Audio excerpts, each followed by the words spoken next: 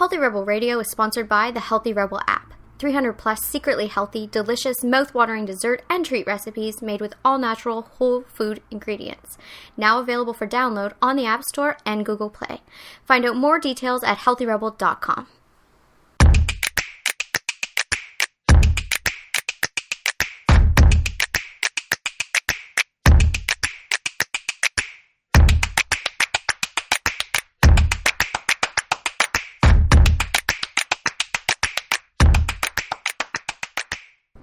Welcome to Healthy Rebel Radio. I'm your host, Dr. David Dizer. I'm here with my Daily Health Healthy Rebel co-founder, Amy Lane. Good morning. Good morning. Just a few quick health and wellness stories to review today. We've got some good ones to talk about. The first one is something that we had a little chat about yesterday, but I mean, we both, in both of our separate careers, we treat a lot of anxiety. Mm-hmm. Treat a lot of, we call them mood disorders, but really the highs and lows of life and how they affect health. One of the things we often use in anxiety is gratitude exercises to do sort of a mind cleanse in the morning. Mm-hmm. I get a lot of resistance with this activity. Yeah, it can feel fake. It can totally feel fake, and I usually preface it by saying this might feel fake. And I think that's a good thing to say, because if you keep pushing through, it eventually will become real for you. But I do completely understand and relate to, and I remember when I started gratitude exercises, it felt unauthentic. Why do you think that is? Because I felt more overwhelmed by my problems than centered and grateful in my abundance. Yeah, the negative was just so present that it's... Yeah, and you have to rewire and retrain your brain. Like, we had a discussion yesterday when I just had a moment of thinking, like, my life is just an infinity times better than my life was in 2006. Today.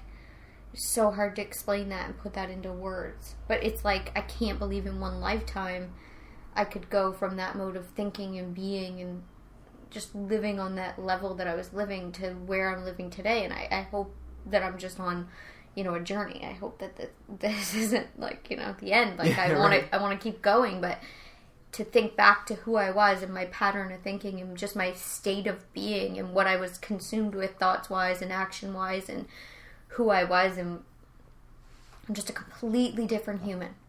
It's a completely different level of living, and you couldn't have explained that to me in 2006. Right. And that's when I started these exercises, but it was more from a motivation of getting something. Mm-hmm. Right? I wanted to get skinny. I wanted to get money for things, I wanted all to... the things. It was just so dumb.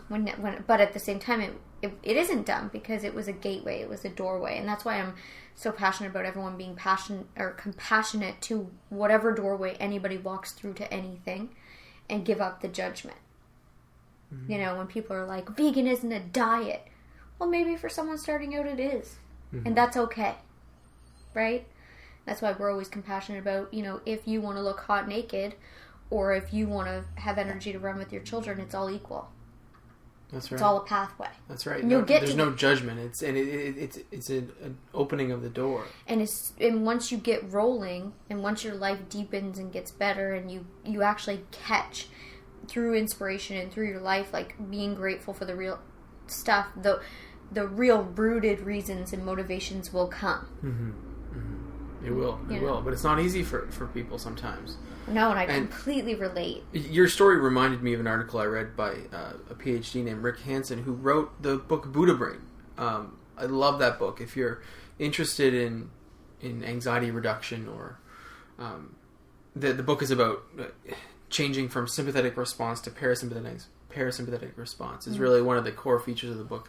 How to calm yourself down, how to stay centered amongst the chaos. It's called Buddha Brain. Excellent book, Rick Hansen.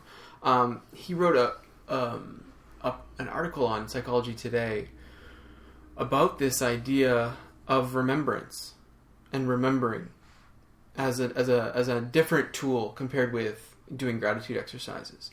And what this does is, you can still set the tone of your day. You can still do a mind cleanse. You can still release positive endorphins. You can still regulate neurotransmitter release simply by remembering the good times and staying with it. It's funny because Michael Beckwith is one of my great teachers, guides, and back when I started, one of the things that he would say to go into your baseline of your whatever kind of exercise you're doing, whether it be meditation or journaling or gratitude exercises, he would always say to go into it with unconditional love. Now, for a lot of people, that's hard to fathom or remember or know what it is. So he would say, think of a time in your life when maybe you were a child and you were in the presence of someone that unconditionally loved you. So for a lot of people, that would maybe be a grandparent or an aunt or an uncle, and someone that didn't love you based on conditions. So it wasn't about you getting good marks or you doing something good or you looking clean and pretty or whatever it was. They loved you on a level that was unconditional. And if you can tap into that for a second, I mean, how can you not be grateful? Definitely. And then you go into the baseline of that. I love that. Me too. And I mean, I think he's the best. Yeah. I mean, he talks on a different level. Like, he's saying things behind the things. Like, I mean, I think that he is the man. Mm-hmm. But when you say it, I can feel it through you as well. And I can see how this is incredibly beneficial. So if you're doing this mind cleanse, or if you're doing a meditation, if you're trying to center yourself and calm yourself so you can go out the day with your highest self. Yeah. One of the ways is to do this remembrance, and the way to get into it is this unconditional love when you felt tapping into any of those memories. Like that's one that I think is the most rich and most powerful. Maybe you don't want to start that there. is no, it's another one I can tap into, and I did tap into, is I would remember the happiest time of my childhood. And for me, that was, I was at the cottage, by myself, and I think of how I felt. It was warm, and the grass, and the chirping birds, and the warm breeze on my skin, and I tap into remembering I had no problems, there were no issues, I was free, and the smell of the ocean, and you remember those things, and then you be grateful for that. Mm-hmm. Then it takes you into the gratitude, and that's it. It's a way of getting there. And you can build from there. Like when you tap into being unconditionally loved from a grandparent, puts you on a different vibration. Mm-hmm. So then it may open the door for, oh, right, I do have this thing to be grateful for. Yes. Oh, right, I do have this thing. And maybe they're memories, maybe they're current things. Right. But it's a doorway. But memories can be very powerful. Like you said, we become very aware and attached to our traumas. Mm-hmm. And sometimes we have to remember, and they can be those fine, small things, like being a child and your hair blowing in the wind in a place that you love, or being in the presence of someone that loved you for no human reason. There was no payoff. Right. Right? You're just in their presence. And it's a feeling that you don't forget if you've ever experienced it. Right. And sometimes we have to remember it, because I had to remember, well, who was that in my life? I felt like I always had kind of expectations on me, and then I remember my grandfather, and we'd hang out, and we would never really talk. Yeah. But I knew that he loved me, and he would giggle at me, and we'd have fun. Right. You know what I'm saying? So you remember. It's such a good feeling, and then all of a sudden you're getting that feeling, you're catching it. You catch the feeling, and then you can be grateful for that feeling. Yep. And then you can think of other times where you were, things to be grateful for. Mm-hmm. And like I said, and like I've said before when we talked about gratitude exercises, we try to go for these big things to be grateful for. Like the things we see on that people that are blessed that have things on Instagram kind of deal. But really the trick is to be grateful that you woke up in a bed. Mm-hmm. To be grateful that you can breathe the air. To be grateful that you have a body, that this container that carries you. To be grateful to have clean water. It's those things. If you can actually get to a place where you're grateful for those things, you feel it, it's just, it makes your life infinity times more rich. It's true, it does. And it builds. It does build. And the other thing, in terms of it building, this exercise also reminds you of what's important to you. Exactly. Shifting our focus is so important. We think we have to hang on to all our bad memories. If we let them go, they may creep back up in another way. I think sometimes that's... It's going to happen again. Yeah, I know that I used to hang on to a lot of things that happened to me when I was, quote, a bad girl, because I never wanted to slip off into that again. which is an unrealistic way of thinking. I mean, it doesn't just happen. It's human nature, I think. Yeah. But I used to try to keep myself, so I would hold that shame and that guilt on myself so that I wouldn't fall off the path again. Mm-hmm. Right? It doesn't do anything healthy. No, it doesn't. And in this exercise, not only are you, like in your version, you're tapping into this unconditional love, which is a whole nother benefit. There's lots of physiological benefits of that as well. But this exercise, sometimes we forget what's important to us. It's like this, and then the point of his article was that why are we just thinking about the good times, or why are we just being grateful when we're on our deathbed? Right? Why are we only remembering? Well, I mean, I think that's pretty transparent, because when we're on our deathbed, everything that doesn't matter is gone. Right. It's like when you've ever been in a horrible situation and everything is wiped away at that moment, and you're just like, okay, all I need is this. Like when you're kind of doing the bartering thing to God, you know, if we could just, you let go of all the crap, it just sloughs off. It doesn't matter when anybody's pushed. Right. I think that, so I don't think that's shocking, but it's... No, but if you look at reflection, I mean, we do most of our reflection as humans when we're sick, or when... Yeah, I can't relate because I'm a reflector.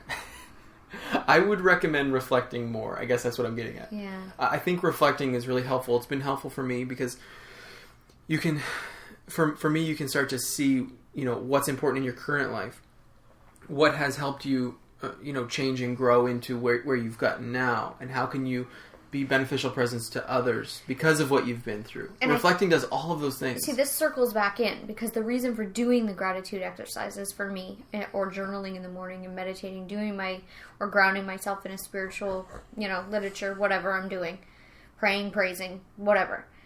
The reason I'm grounding myself in that is to center myself into what's important for me. That's how I start my day. Mm-hmm.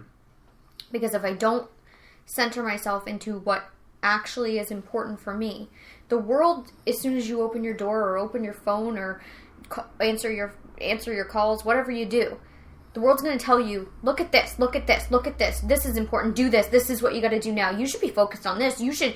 Do you have enough money to retire? Do you have the perfect relationship? Is your body okay? Like, is your butt high enough? Like, maybe you're wearing the wrong eyeshadow. Like, it's non-stop. It's harassment. Oh, God. So the reason you do this work, and you do it first thing in the morning, is you drop in, you ground in what's important to you, and it holds throughout the day. And it also, I mean, now it's such a stronghold, but, it's one of those things that it builds.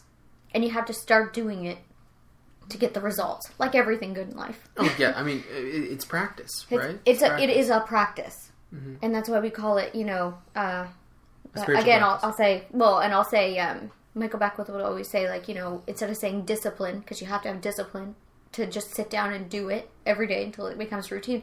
Instead of saying discipline, because we all have such a negative with that, blissipline. Mm. Because it actually gives you bliss. And you drop in and you center. And it's like an armor when you go out into the world. People can't drag you into crap. The world doesn't have a hold on you. And they see it in you as well. Eventually. Mm-hmm. Yeah, I mean, people can tell, okay, I'm in the presence of someone who's, like, non-reactive or, completely centered or... Yeah, not of this world. Like, in the world, but not of it. Yeah. In the world, but not of it. So you're dictating. You're holding the ground. You're holding the space. You're the refuge. You're the lighthouse. Instead of just getting caught up in all the little things, the crap that's all around you, and all the, especially in this high media. Oh my gosh. Like, I mean, just something we were talking about the other day. We were out for a walk, and once in a while we bring our phone. David will bring his for me, so that I'm not connected to my stuff, but yet I still have access to a camera. And I don't have to bring my big camera. And we were walking, and it was early in the morning, and everybody was talking to somebody on the phone. And I said to David, who are these people talking to at like 8:30 in the morning? I can't even make it up. Like, who are they? Like, we're all so interconnected. Mm-hmm. It's too much. Back in the day, I remember, like, if my mom wanted to have conversations with her girlfriends, it was like Saturday afternoon. Mm-hmm. And they'd sit on the phone for an hour, and that was their time, and they caught up, and that was, you know what I mean? I just think it was a healthier time. There's just too much. We're all like, I know that everyone's like, oh, we're all disconnected from human connection. I don't know. Sometimes I think we're all sharing too much and hanging out too much and talking too much. Like, you know, go out for a walk by yourself. I mean, bring your phone for safety if you live somewhere where, like, I'm not saying don't be safe. Don't put yourself in danger. But put it in your backpack or something, or, you know, whatever. Like, I don't know. No, I get it. But it's our responsibility to separate ourselves from this. Yeah, and it doesn't... That's the whole point of this, right? It's your responsibility. It's nobody else's responsibility. Like, anything can be coming at any of us. Well, and this reminds me of another thing. I feel like a lot of times people feel like they don't have responsibility for their mental well-being. And we do. Well, just like we have responsibility for our own hygiene. We have responsibility for our diet and our fitness. And it goes back into what we talk about all the time here is moving out of being a victim. And again, if you're serious about really changing your life, I highly, highly, highly recommend the Life Visioning course by Michael Beckwith. Oh, that's an old school one. It's so beneficial. It's what I did I did it from basically 2007 to probably 2011. And I did it all the time. You just do it over and over. And this is another thing that he talks about. And he really goes into clear, concise explanation of why you have to move out of being a victim. And that it's not that we're not honoring the terrible things that could have happened to any of us at any one time. It's about if you keep continuing as a victim, you will be a victim forever, and you will get pulled by every thought and every wave and every mood of everyone around you for the rest of your being. You never take accountability for you, your vibe, your thoughts, your energy, and you'll just loop into these negative life patterns for the rest of life. Mm-hmm. And it's not why you're here. You're here to be optimized. You're here to feel good. You're here to move forward. Like, you know... And I think that breaking that chain of victimization, which is really tricky at first. Another great course, if that doesn't vibe with you, it's not a course, but A Course in Miracles. You know, you read a passage every day for a year. Yeah, there's a lot of victim... It's about taking accountability. And you have to own it all. It's not a little bit. And it's not, you don't pick and choose. You own it all. Mm-hmm. And, you know, it really does work. Like, right now in our life, like, we have some things going on that, you know... 4 or 5 years ago, it would have stressed me out beyond. Oh, totally. Like, things are completely different now. I just don't buy into what's going on. Mm-hmm. I let other people own their stuff, and I let them go. I love them, but I just don't buy in. I don't hook in. That's exactly right, and that's because you've worked on this victim consciousness, and this can all seem overwhelming at first if you've been going through a lot. And it is. And if you're looking at the separation between, you know, how we take care of our bodies, but sometimes not our minds, this is simple steps, baby steps forward, right? Remembering consistency. And I do have to say, first thing in the morning, I really think it's when you should do it. And even if, like I said, if it's just reading a little passage. If you just want to dip in, if you feel completely overwhelmed, something to just dip into is the Marianne Williamson, what's that book? 100 Days of... No, not 100, it's a year. Oh, A Year of Miracles. A Year of Miracles. It's a light version of both of the courses I talked about. Yeah, it's just a little... And you just literally read a paragraph first thing in the morning. You sit, you take a few breaths. If you can do journaling, do it. If you can't, you can't. But you just drop into the right mindset. Yeah, it's not meant to be hard. It's so easy. It's so easy that if you don't do it, then you're consciously choosing not to. Yes, I like that. Right? Like, because I can get it. Like, A Course in Miracles, like you found it a very hard read. Oh, it's a very difficult read. And sometimes Michael Beckwith is a little, like, he's like, when you're ready to change... Mm-hmm. Like, that's when you drop into Michael Beckwith. Yeah, or else it'll just go right over. Well, you'll just be. I mean, you know, because he's legit. Yeah. So. Agreed. So the whole point of this is for people who are going through something, in this acute situation where gratitude exercises feels fake. It feels like I cannot even separate myself from what's going on right now. Mm-hmm. And that's when here's a way to separate it. Just do some remembering of things you've actually been through, actual experiences. And I have to say, like, and drop into the feeling. Like, take it that step That's further. where the love comes in. Where you remember... The unconditional love. Or it doesn't even have to be... It could just be feeling good. Like when I talk about being a child. Right, like I suppose. Not only do I remember Amy in that little scene, I feel the grass on my feet. I feel the warm sun on my skin. I feel that breeze that used to blow my hair back. The birds, the silence of no traffic. You know, I remember all of that. And it drops me into just feeling good from every cell in my body. From my toes to the top of my head, I feel good. I love that. Just hearing you talk about it. I mean, do that and tell me it doesn't work. You know? Right? And everybody has something like that. Mm-hmm. There's a moment where you can remember. Yeah, for me, it's being in the competition on the basketball court as a kid and just feeling that in the rush zone. of in the zone. And I talk about it all the time. I have had these moments in my life where I've just been hitting threes and not even able to miss. Like you just every time you throw it up, it's going in. In the zone. It's in the zone. That feeling. Right. I can pull it up at any instant. Right, and you can drop into that, and then you can be grateful that you ever got to experience that. Yeah. And breathe into that, but then you feel it.